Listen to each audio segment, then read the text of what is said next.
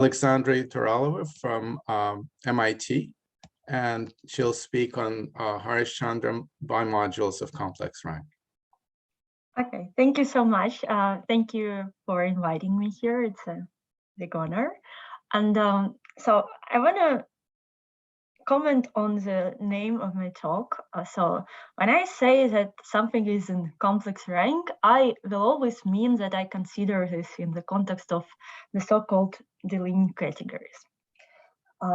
Let me briefly state the structure of the talk. So I will cover some results from two of my preprints, which you can find on arXiv. And I'll start by giving an overview of Deligne categories. I'll give all the definitions. And then I'll talk about the so-called ultraproduct construction for the Deligne categories. And this will be a nice tool to use to prove stuff about these categories. And in the second half, I'll talk about Harish-Chandra bimodules, and I also will give all the definitions and an overview, including the classical Harish-Chandra bimodules. And then I'll state the result on classification of central characters of Harish-Chandra bimodules in the Deligne categories. And lastly, I'll quickly want to mention the so-called Harish-Chandra bimodules of finite K-type. And so yeah, let me start. So well, intuitively speaking, the categories rep-GLT, the Deligne categories rep-GLT, are defined as interpolations of the categories of representations of groups GLN to complex values of the parameter n. And now, more rigorously, what we do is we take the Karoubi envelope of the symmetric rigid monoidal category that is generated by a single object V that has categorical dimension T. And we require that endomorphisms of this of the case tensor power of V are given precisely by the group algebra of the symmetric group Sk, where Sk acts here by permuting the tensor factors. And we are also asked that there are no homes between K's and L's tensor powers of V unless K is equal to L. And so let me break down this definition a little bit. So when I say that we take the Karoubi envelope of something, I mean that we formally adjoin images of all idempotents and finite direct sums. Then, so the categorical dimension T of our object V means that when we compose co-evaluation with evaluation, roughly speaking, we also need to switch V and V dual. Here, we'll get some morphism from unit object to itself. And we ask that it's a multiplication by a complex number T. And lastly, so we generated our category by a single object V, right? And we generated a rigid symmetric monoidal category. So every indecomposable object will be a direct sum in the object that I'll denote RS. So this is just the tensor product of R copies of V and S copies of V dual. Now, I want to remark that I only define the category rep-GLT, and I will state all the results for this category, and I will only be working with type A case just for simplicity of making a talk in 1 hour rather than 2 hours. But everything will be absolutely the same.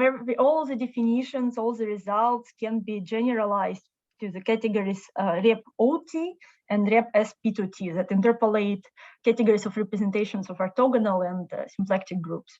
And well, we generalize some of the results jointly with Serena.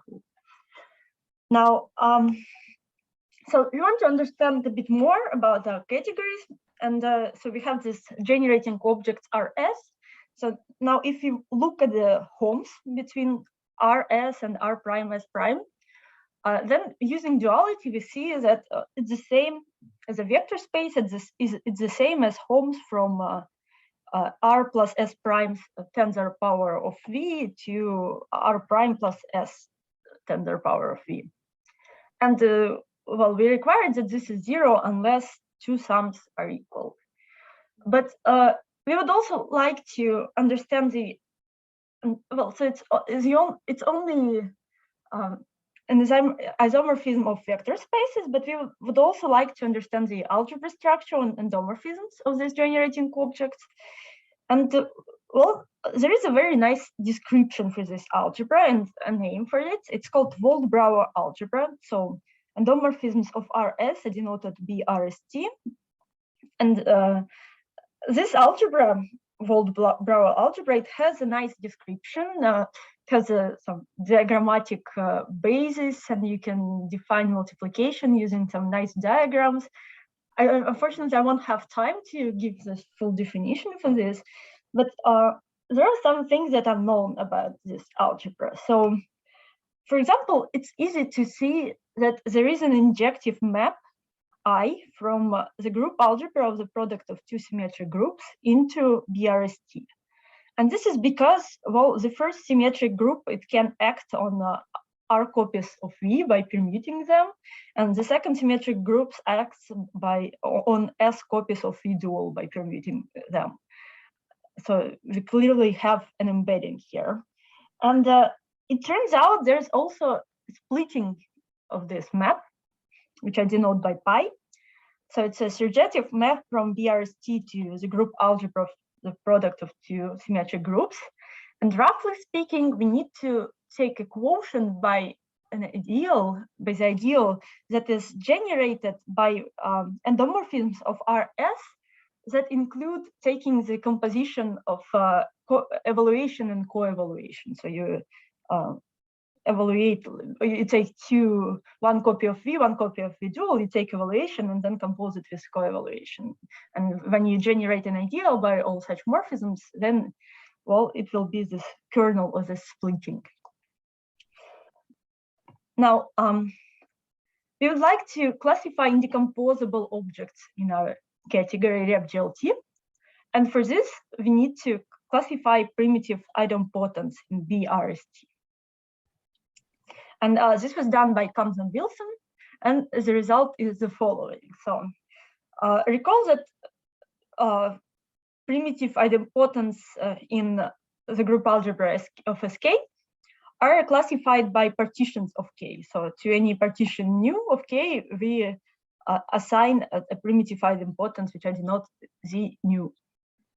Now, if you have a bipartition, that is just the pair of partitions, lambda and mu, such that lambda is a partition of R and mu is a partition of S, then the statement of the theorem is the following. So there exists a unique primitive idempotence denoted E lambda mu in BRST, such that pi of E lambda mu is Z lambda tensor with Z mu. And this gives full classification of primitive idempotence in BRST. And let me comment on this on this equality here. So Z lambda tensor Z mu, because we have also an embedding of this of the group algebra of the product of two symmetric groups into BRST, we can consider Z lambda tensor Z mu as an element in our algebra. However, it will still be an idempotent. However, it won't be a primitive idempotent anymore. And we can decompose it as a sum of primitive idempotents. And then, well, E lambda mu is defined as a primitive summand in Z lambda tensor Z mu that is mapped to something non-zero via pi. Okay, so this is a classification, and as a corollary, we get that indecomposable objects in RepGLT are labeled by bipartitions lambda mu. So I denote by V lambda mu the corresponding indecomposable object. Now, if lambda is a partition of R and mu is a partition of S, then V lambda mu by construction is a direct summand in RS. And so this description also gives us a more more details on how we can think about v lambda mu. So v lambda mu is actually will turn out to be a sub-object, well, a direct summand in Schur functor S lambda applied to V tensor with Schur functor S mu applied to V dual. Because that's what primitive idempotents in the symmetric group do. They apply Schur functors. Okay, so yeah, so this is a description of indecomposable objects. Now, so I also want to mention that Deligne categories are in some sense universal. So they enjoy a nice universal property, namely, so if D is any symmetric tensor category, then the set of isomorphism classes of symmetric tensor functors from rep GLT to D is in one-to-one correspondence with the set of isomorphism classes of objects in D of dimension T. And this correspondence is given via sending F to the image of V. And now, well, a very natural question to ask is, well, this category denoted rep GLT. So what happens when T is a positive integer? How does my category compares to the category of representations of GLN? And so this universal property states that, well, when T is a positive integer, then there exists a symmetric tensor functor from rep GLT to complex representations of the group GLN that sends V to Vn. By Vn, I denote the tautological n-dimensional representation of a group GLN. And well, so it's very easy to see that this functor won't be faithful. This is because recall that we had this equation that endomorphisms of the case tensor power of V were precisely given by the group algebra of the symmetric group Sk. Now, if we plug in, so if K is greater than N and we plug in n-dimensional vector space into this equation, we'll see that, well, the skew symmetrizer here will act by 0. So the functor is not faithful, but it turns out that it's full and essentially surjective.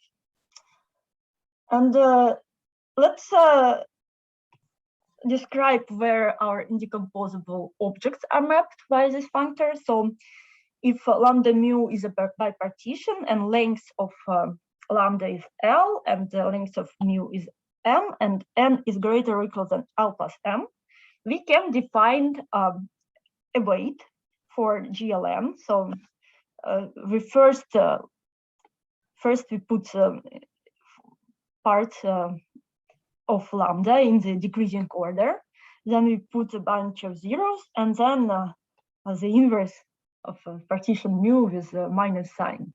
And we can check that, well, it's clearly an integral dominant weight for GLN.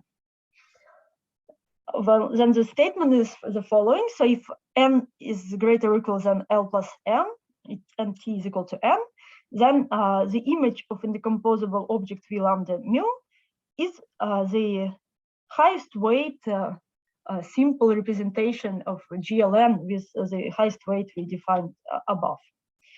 And if n is less than L plus m, then, well, this object is just mapped to 0.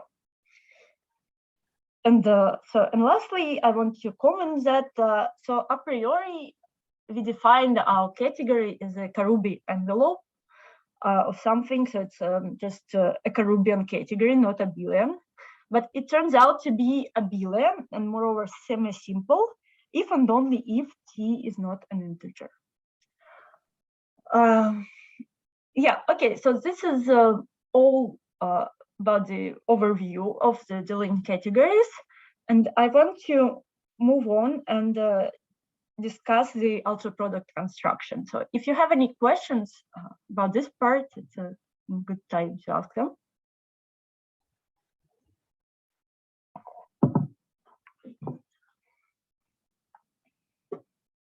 Okay. Yeah, I apologize if some of you know all of this. I just want to give as much details as possible in 1 hour so that everybody will understand at least something. Okay, so let me now talk about the ultraproduct construction. So I'll start by defining what an ultrafilter is. An ultrafilter on a non-empty set S is a set of subsets of S that satisfies the following properties. So if U1 and U2 are in F, then their intersection is in F. For any U, exactly one of U and the complement of U is in F. And if U1 is a subset of U2 and U1 is in F, then U2 must also be in F. And another way of thinking about the ultrafilters is we can think of, so they are the same as F2 valued characters of the ring of F2 valued functions on S. So F2 valued functions on S are basically subsets of S. And we can, to any character, we can assign the set of subsets on which this character takes value 1 rather than 0. And then this will give us an ultrafilter. So the property of being the character for the ring will translate to precisely these 3 properties here. Now, an easy example of an ultrafilter is a so-called principal ultrafilter. So for a fixed element S in S, the principal ultrafilter Fs consists of all subsets of S that contain S. And on the level of characters, this is just evaluation at point S. So to any function, we can just assign its value on the point S. And if S is a finite set, then it's easy to see that there are no non-principal ultrafilters on S. So every character will be evaluation at some point. And however, if S is not finite, then it can be shown that there exists a non-principal ultrafilter. And for us, it will be important when S is a set of natural numbers. So it can be shown that there exists a non-principal ultrafilter on N, but let me warn you that the proof for this is not constructive. So we cannot just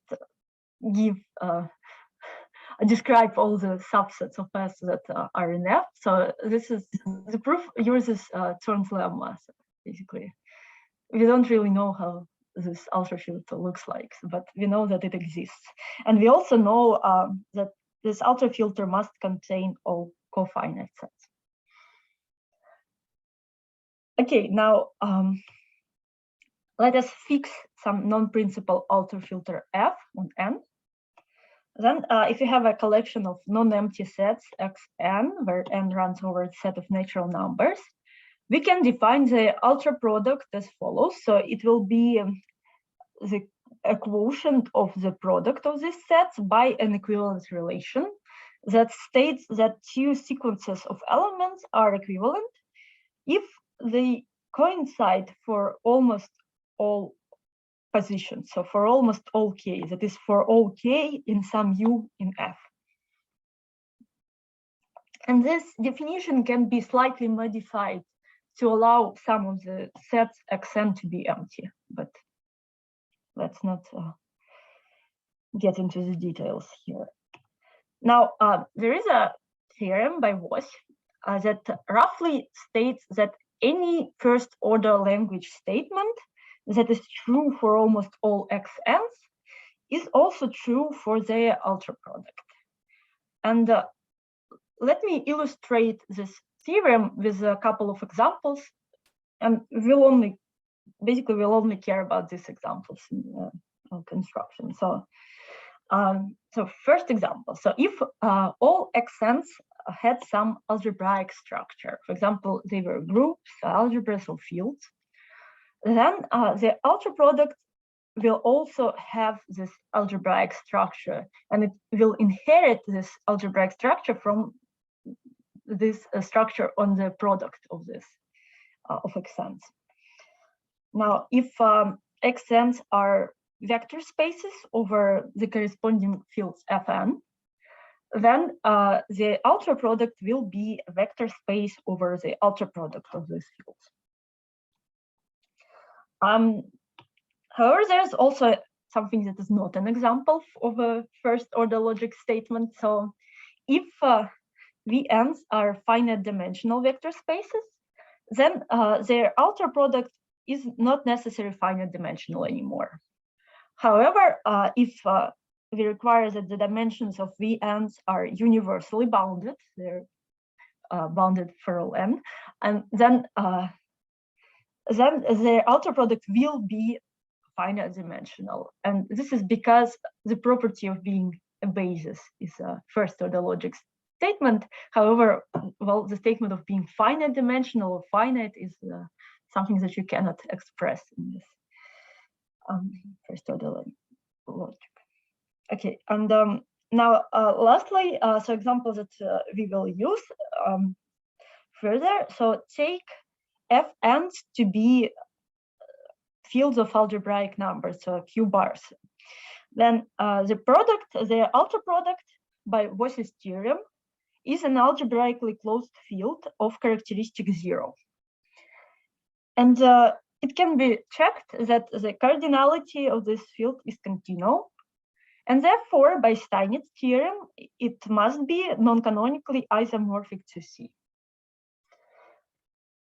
Now, okay, so now if we have a collection of small categories Cn, where n runs over natural numbers, we can define the ultraproduct of this category. So C is an ultraproduct of Cn, and objects of C are defined as an ultraproduct of objects of Cn. Now, for any pair of objects, x, which is ultraproduct of xn, y, ultraproduct of yn, we define homes between x and y as just the ultraproduct of the corresponding homes between xn and yn. And now, finally, the theorem due to Deligne states that if C is a transcendental complex number, then the category rep-GLT is isomorphic to the Karoubi envelope, as before, of the symmetric rigid monoidal subcategory inside the ultraproduct of the categories of representations of GLN over Q bar. And well, we take the subcategory that is generated by the single object V, defined as an ultraproduct of Vn's, where Vn is the tautological and dimensional representation of GLN over Q bar.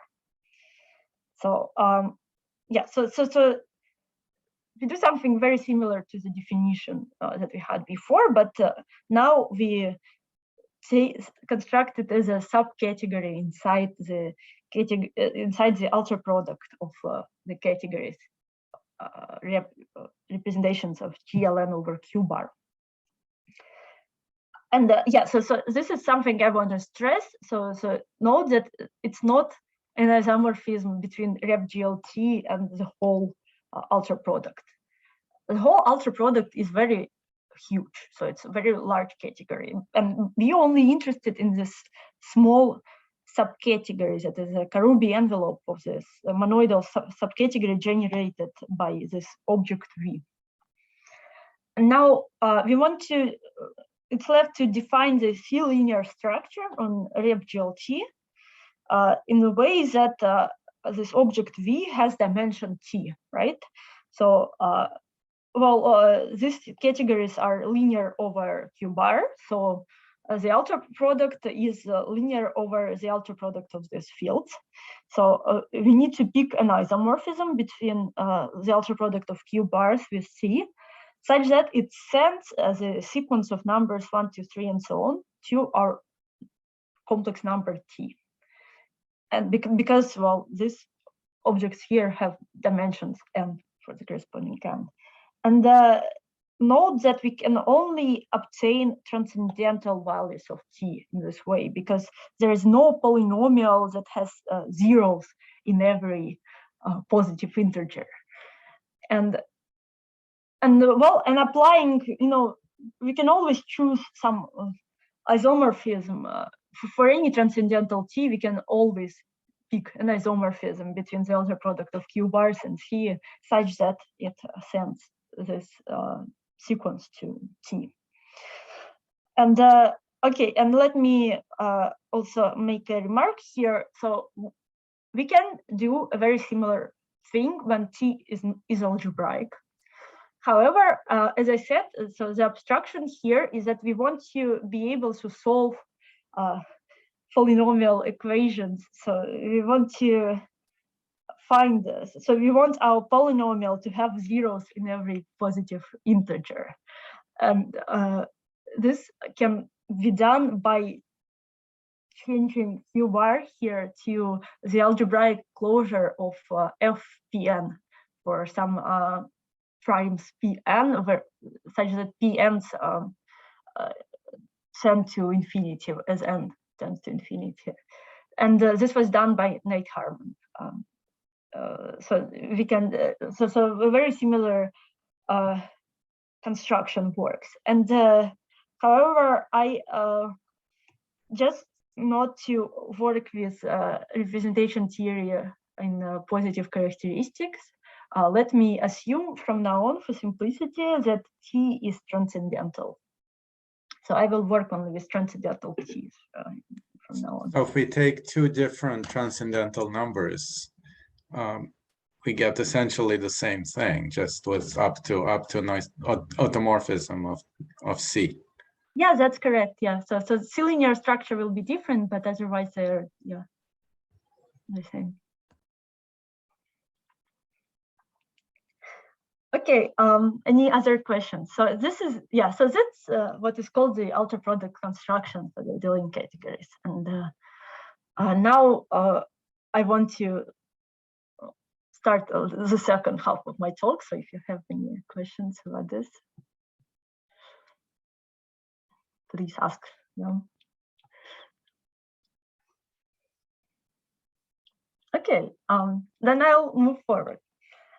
So let us do some representation theory in the Deligne categories. So we can define the Lie algebra GLT as an object is just the tensor product of V with bimodule, and well, as a so it is an ultraproduct of Lie algebras GLN, and each GLN acts on all int objects in the corresponding categories, and so this ultraproduct construction gives us a very easy way to see that this Lie algebra GLT acts on every object of int completion of rep GLT. I mean, we don't have to use ultraproduct construction to see this, but it's just right now it's just obvious if you have this ultraproduct construction. So I will refer to this action as a natural action of GLT. Now, we can also define the universal enveloping algebra, U of GLT, as we would do this in the classical case. So it's defined as a quotient of the tensor algebra by the standard commutator relation. And it also, it has a Poincaré-Berghoff-Witt filtration, Fk, that is inherited from the filtration on the tensor algebra. And now Fku is the ultraproduct of Fku of GLN, where here Fk is the usual PBW filtration on the universal enveloping algebra of Lie algebra. And so again, let me give a warning here. So why do I need a filtration to write this equation? This is because this ultraproduct construction, it was only defined for objects of GLT rather than int objects. So we cannot, we need to take like this filters ultraproduct when we work with int objects. So filtrations are important. And now, so if we have, if Z is the center of U, it can be realized as Holmes from unit object to U. And therefore, we can consider Z not as an algebra in the category, but just as a regular algebra in the category of vector spaces.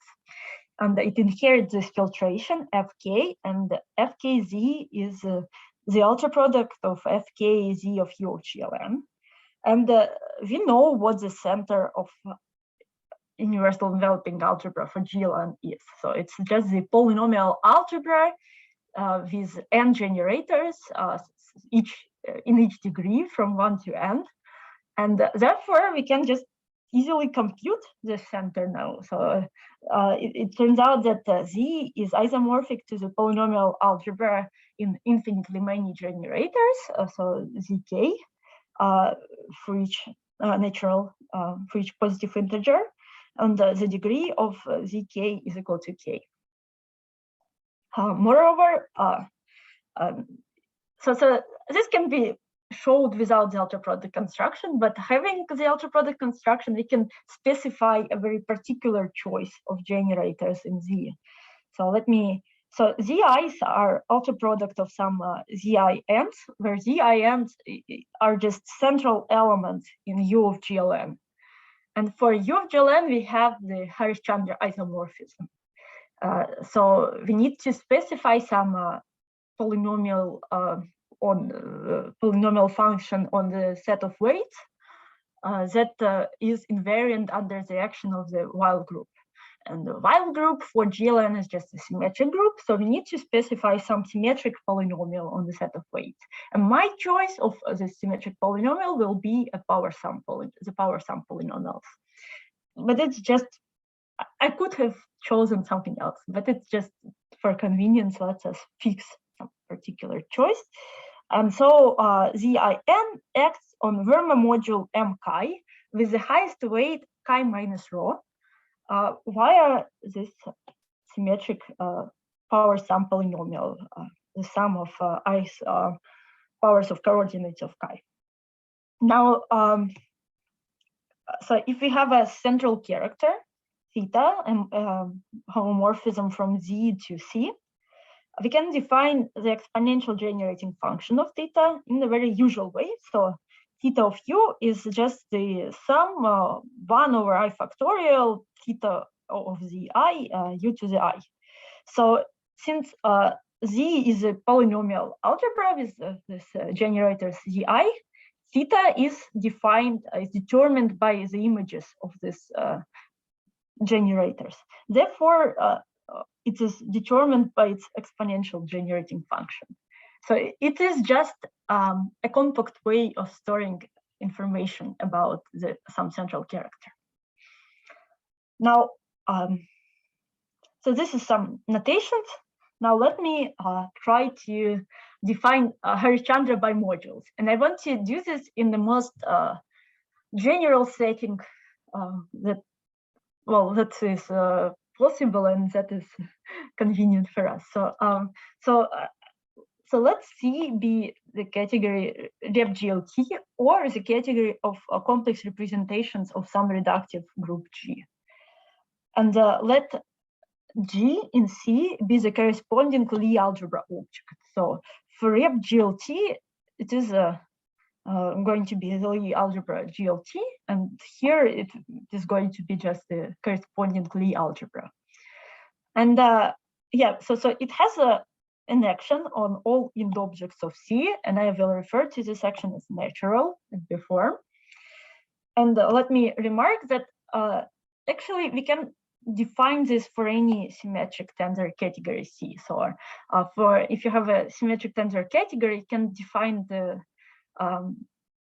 algebraic group object in your category C that is called pi1 of C. And then this Lie algebra object will be just the corresponding Lie algebra to pi1 of C. But let me not get into the details. So basically, you can give all those definitions in a very general setting. But for us, it will be just important to look at the complex rank case and the classical case. Okay, so let me fix some notations. So G opposite will denote the opposite Lie algebra. U square will denote the tensor product of U of G with U of G opposite. Z square is the center of U square, and it can be easily seen that it's just the tensor product of two copies of Z. Now, let K be the anti-diagonal subalgebra in G plus G opposite, and it's clearly isomorphic to G. Now we can consider any U square module Y in C can be considered as a U bimodule, because left action of U of G opposite is the same as the right action of U of G. And now if now taking the restriction of Y to K is the same as considering the adjoint representation on a bimodule Y. So this is how our subalgebra K is defined, so by this property here. Okay, and now we say that U bimodule Y in C is K algebraic if the action of K on Y coincides with the natural action of G, well, because K is isomorphic to G. And basically what it says is that so objects of C are sort of, we can think of them as finite dimensional representations of G. And this well, this property, it's saying that well, the Y adjoint, the adjoint representation on Y is the action of G on Y adjoint is locally finite, something like this. So it's just the categorical way of saying this. And now K algebraic bimodules basically is the same as left U modules in C. And this is because we can, I mean, what it's saying is that we can forget about the right action. Well, this is because if you have left action of U and we know the diagonal action, because it's just the natural action on objects in C, then we can recover the right action. And so we say that U bimodule Y in C is finitely generated if it is a quotient of the bimodule U tensor X tensor U for some X in C, and the action, well, two actions on this bimodules are just, well, left action is just left multiplication on this factor, and the right action is right multiplication on this factor. So this is some sort of free bimodule. And finite generatedness, again, it refers to the fact that X is in C rather than in C. And for such X, we say that Y is generated by X. Now, a nice example of a bimodule is the following. So let X be in C, and let, so phi X is the bimodule. As an object, it's just the tensor product of X and U. Right action is just right multiplication on U. Left action is via co-multiplication, and it acts on both factors. And here it's just natural action. Here it's left multiplication. Then if you look at the phi X adjoint, it's just the tensor product of X and U adjoint. And the adjoint action is this natural action on universal enveloping algebra. So U adjoint is isomorphic to the symmetric algebra of G. So it's a direct sum of finite dimensional objects. So phi X is really K algebraic, and it is also finitely generated as it is a quotient of U tensor X tensor U. So yeah, remember this bimodule, we will use it in the future a lot. Now, so now we want to define a Harish-Chandra bimodule in C, and we want to do this in a way that is consistent with the classical definition. And it turns out that there are two natural ways to do this. So, so let Y in C be a finitely generated K algebraic bimodule. Then we can either ask that the multiplicity of each X in Y adjoint is finite. And this is some sort of admissibility condition. Or we can ask that Z square acts finitely on Y. That is, annihilator inside Z square of Y is an ideal of finite codimension. And for any category C, condition 1 always implies condition 2. And let me sketch the proof for this. So this square commutes with the action of k, and therefore it acts on this multiplicity space. And since this multiplicity space is finite dimensional, the annihilator of it is an ideal of finite codimension. And now if you take x that generates y, then well, we can show that the annihilators should coincide. So the annihilator of y in this square should be the same as the annihilator of multiplicity space of x in y adjoint. Okay, so now why do I say that there are two ways to define Harish-Chandra bimodule? So this is because in the classical case, condition 2 also implies condition 1. So they are they're equivalent for C, the category of representations of group T. And this is the corollary of Coston's theorem that describes the universal enveloping algebra as a module over its center. And but let me pick a more general definition, the definition for where the center acts finitely, as the definition of Harish-Chandra bimodule. So K algebraic finitely generated bimodule Y is said to be Harish-Chandra bimodule if it satisfies condition 2. And we denote by HC the corresponding category. And if Y satisfies condition 1, so this admissibility condition, we say that it is a Harish-Chandra bimodule of finite K type. And why do we need two definitions here? Well, this is because in a complex rank case, they are not equivalent. And an easy counterexample here is the following. So let's take theta to be some central character of U of GLT, and let U theta be the kernel, be the quotient of U by the kernel of theta. Then clearly U theta is a Harish-Chandra bimodule. This is because the center acts both on the left and on the right via central character. Now, it can be shown that this bimodule is not of finite K type. And roughly speaking, this is also because of Coston's theorem. So the Coston's theorem, it says that, well, the multiplicity of which V in U theta, of which finite dimensional thing, is equal to the dimension of the zero weight space of V.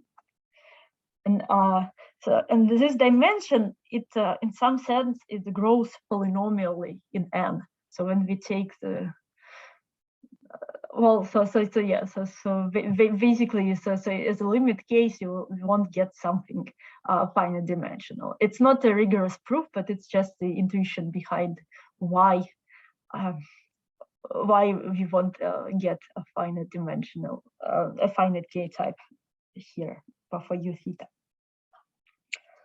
Now, okay, so yes, so I finally gave a definition of Harish-Chandra bimodule. Now, since we have this condition 2 and the center acts finitely, we have a block decomposition for the category HC. So HC is a direct sum of HC tilde of theta 1, theta 2, where HC tilde of theta 1, theta 2 is a subcategory on which the center, C square, which is isomorphic to the tensor product of Z with itself, that acts via generalized central character theta 1 tensor theta 2. And now the question that we would like to answer is, for which pairs, theta 1 and theta 2, is the category HC tilde of theta 1, theta 2 non-zero? And clearly we can consider a smaller subcategory without the tilde, it's just HC of theta 1, theta 2, just a subcategory in which the center acts via non-generalized central character theta 1 tensor theta 2. And it is enough to answer this question for these smaller subcategories. This is because every non-zero object in here will have a filtration, will have a non-zero quotient in HC theta 1 theta 2. Okay, and now I want to answer this question. And so let me first state a lemma. So any object Y in HC theta1, theta2 is a quotient of phi x of theta2, where this is defined as the quotient of the bimodule phi x that we had before by the kernel of theta2 on the right. Well, I mean, it's not a difficult lemma, but I won't have time to prove it. Now, so let me give the answer in the classical case. C is a category of representations of G. Then HC theta1, theta2 is non-zero if and only if there exist Verma modules mk1 and mk2, such that the center acts via theta I on mk I. And the difference of these corresponding weights lies in the integral lattice for group G. That is, it is a weight of some finite dimensional representation of group G. Let me sketch the proof for this. So the lemma said that any module is a quotient of phi x of theta2. So it's enough to only look at these bimodules. And the center acts via, so if the center acts via theta2 on some Verma module mk, then u theta2 embeds into endomorphisms of mk, right? Just by acting, because it acts on mk. And now, therefore, phi x of theta2 embeds into linear homes from mk to x tensor mk. And therefore, if you want to look at the left action of the center on this module, it is sort of enough to look at the action of the center on x tensor mk. And then x tensor mk has filtration, a standard filtration by other Verma modules, mk plus lambda, where lambda runs over the multiset of weights of x.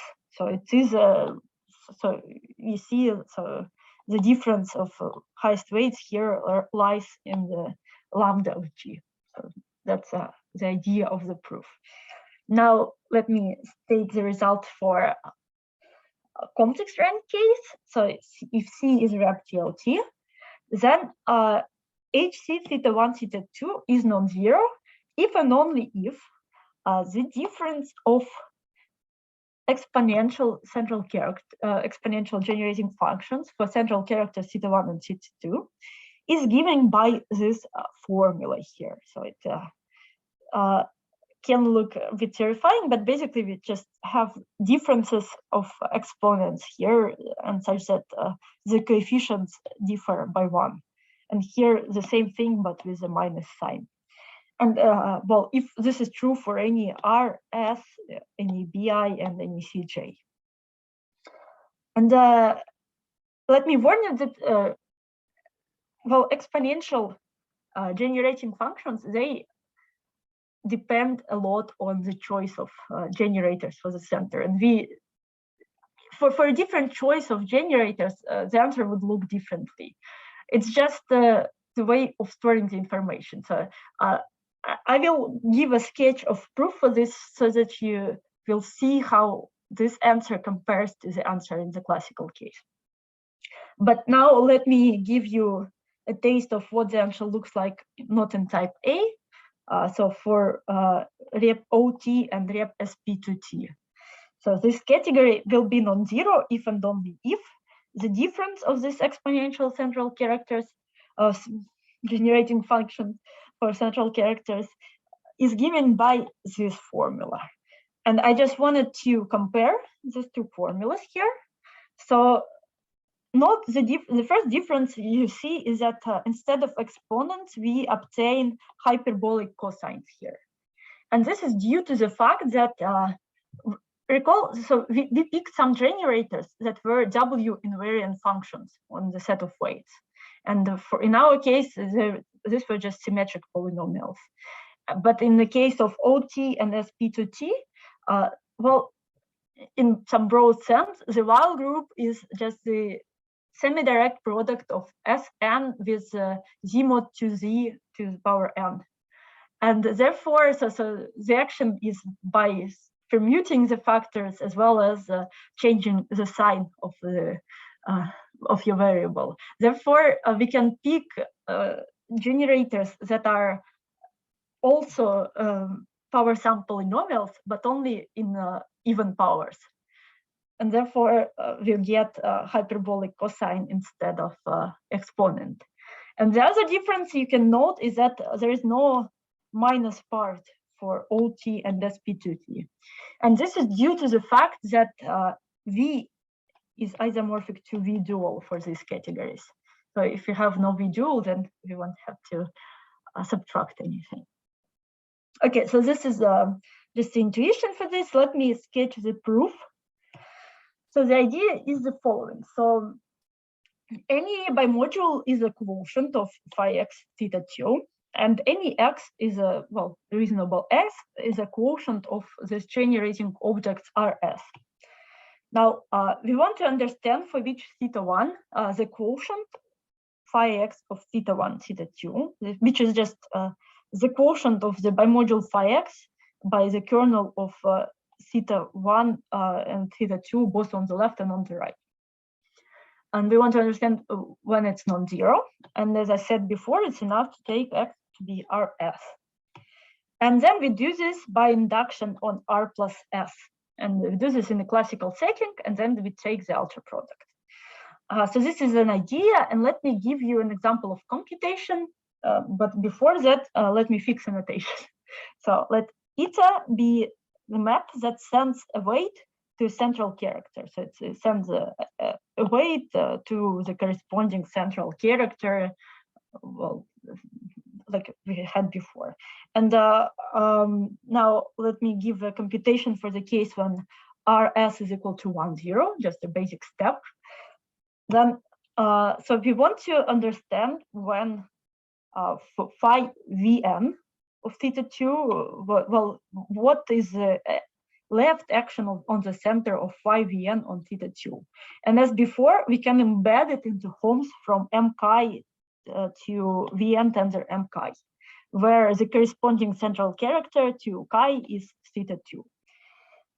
Now, so again, so we just look at the action of the center on this tensor product, and we see that the only central characters for which this can be non-zero are the ones that occur in this tensor product. And they are precisely eta of chi plus ei. So where ei is just the multiset of weight, well, just the set of weights of Vn. So E1 for Vn, just weights of Vn.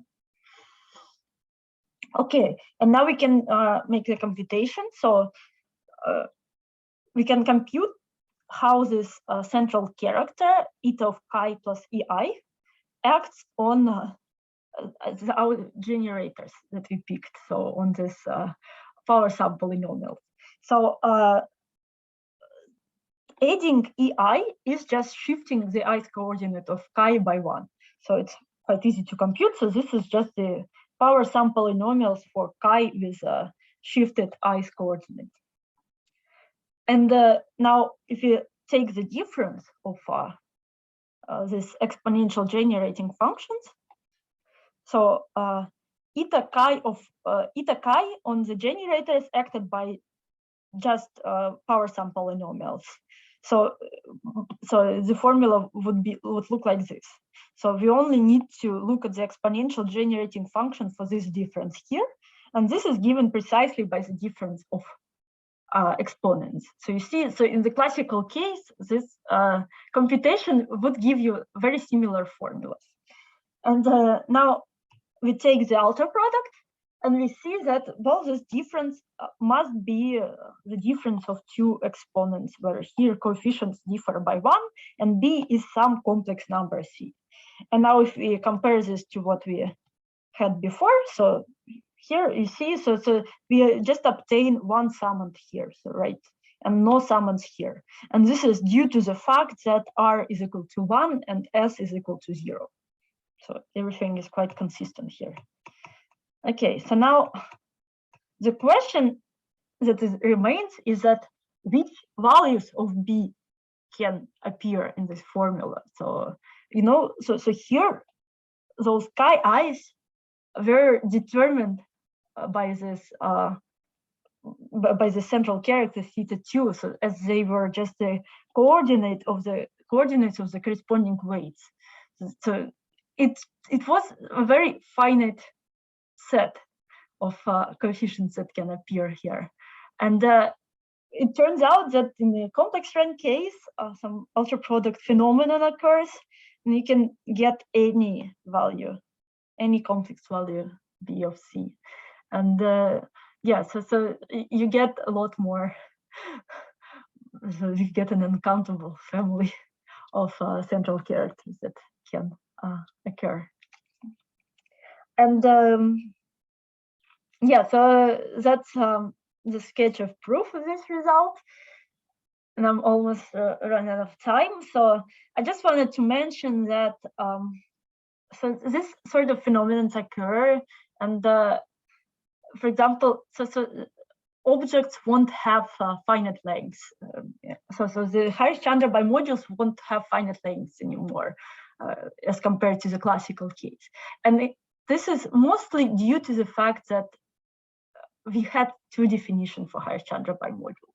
And in some sense, this finite K-type definition is nicer because, well, I don't have a lot of time, but I just wanted to mention that for finite K-type, you will have finite dimensional holes between your bimodules, and therefore everything will have finite lengths. And this is quite nicer. However, well, bimodules of finite K-type, so this condition of having finite K-type is not very easy to understand. So like, especially like in this ultraproduct terms, it's not, I mean, it was even challenging to construct a lot of examples. So this is what I wanted to talk in the end of my presentation, but I'm afraid I won't have a lot of time. I just wanted to say that you can construct bimodules of finite K-type, and right now it's the best I can do. So I just constructed a family of examples, but maybe, yeah, let me stop where it's logical to stop as I ran out of time. But yeah, so right now, so I just wanted to stress that there's this problem of having two definitions, one of which is nicer in some sense, the other is nicer in the other sense, and well, but together, so they don't allow you to give to easily classify simple objects, for example. So yeah, so right now I don't know how to classify simple objects, for example. But yeah, but let me finish here. So maybe I can comment on bimodules of finite K-type if anyone interested, but just let me finish here. Thank you. I had a slide that says thank you. Yeah. Thank you. Are there any questions?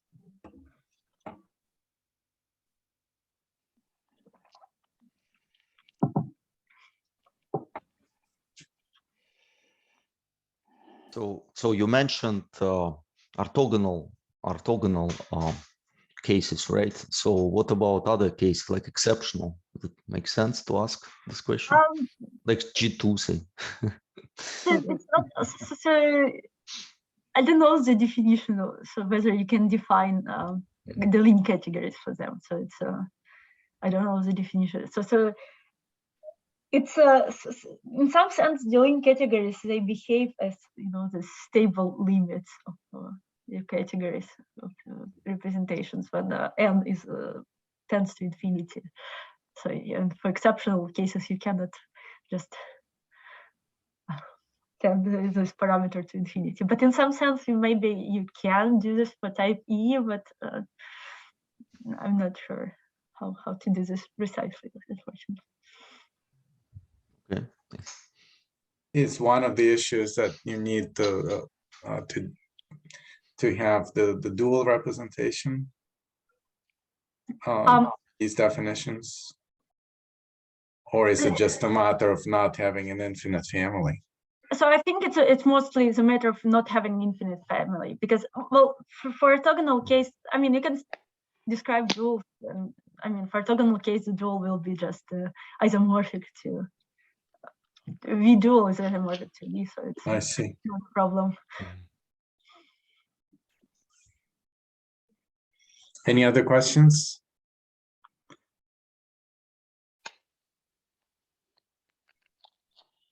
I had a question about the power series. You know, how you can tell whether a power series is of the form that you described or not, given that there's a choice of the complex parameters. Can you tell anything by just looking at the finite piece of the series, or do you need to know all of it to decide whether it's of this form or not? That's something I was thinking about. So how do you actually tell? So if you give it a power series, how do you tell that it's is it this difference of exponents or not? How can you actually describe the set of power series that are of this form? And unfortunately, I don't know. Yeah, I mean, I'm afraid that you cannot look at this at some finite piece of it. So I mean, you have some freedom of adding a lot of exponents with different coefficients, and maybe. But so yeah, I'm sorry. I unfortunately I don't know how to. So if R and S are fixed. Oh, if R and X are fixed, but can you ever say by looking at the finite piece of the series that no, it cannot be of this form for any choice of, you know, B's and C's?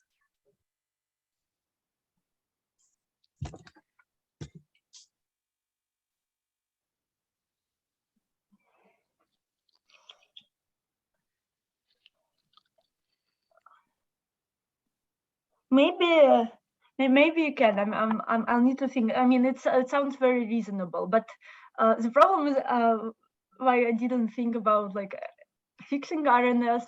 So yeah, maybe it's a very reasonable question to ask.